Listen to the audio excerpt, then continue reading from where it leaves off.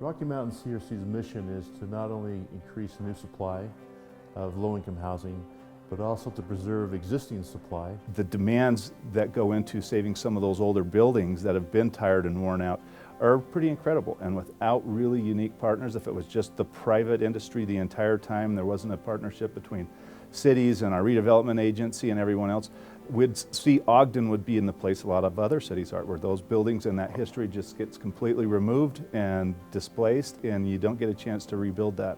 We came in on some properties in Salt Lake City and Ogden, working with the investor and Rocky Mountain CRC, trying to make these properties work. So we just recently acquired 360 units of affordable housing that was in jeopardy of being lost to affordability. One good example of a preservation project that Rocky Mountain CRC was involved with is a project called the Valencia Apartments located in Ogden. Large number of apartments had fallen into disrepair.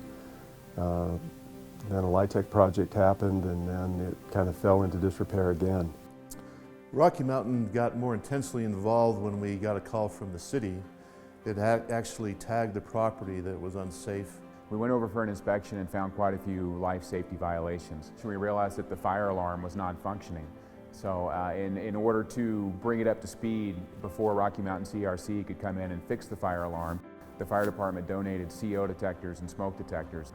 And we felt like the fire escapes that were there at the time were pretty rickety. We weren't so sure they would hold the weight of a person. So it was imperative to get those replaced and upgraded.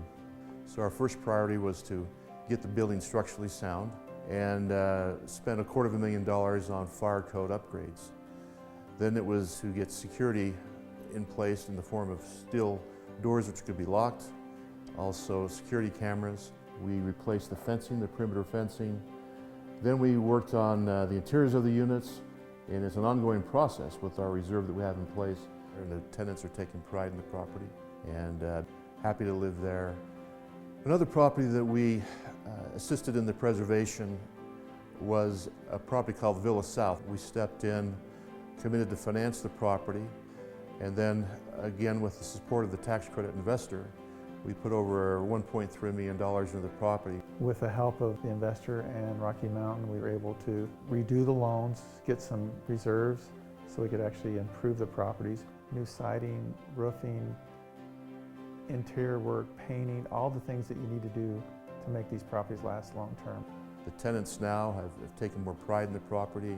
It's being maintained as it should be. Villa South is a great example of how we can make things work. The challenge we have throughout the state of Utah and actually throughout the country is there are several people with higher incomes living in lower income units. And one example of a preservation and bringing into regulation as regulated units was the Pine Valley Apartments located in West Valley City. As part of our rehab of the property, actually to test for radon, we tested ground floor units and found out that all of them were at unsafe levels of radon. So we were able to remediate that and now make that safe for people to live in those ground floor units. And we were able to then, with our loan covenants, we have the assurance, the city does, that low-income individuals will actually be able to live in that property. Without a whole bunch of different groups coming together to address it and collaborate, private industry, local nonprofits, RDAs and cities, community leaders, it's not going to happen. These things do not occur organically. You've got to go in and press and force people to come together and really make a commitment to recognizing the need and finding ways that we can be the egalitarian kind of zip code and to bring people together and to work to find solutions to it. So we need to really concentrate on saving, preserving affordable housing. And the only way we're going to do that is we have to work together. That's Rocky Mountain, Olin Walker, the state of Utah, the cities, counties, everybody. But without Rocky Mountain, UCRC doing what they have done, this housing would be gone.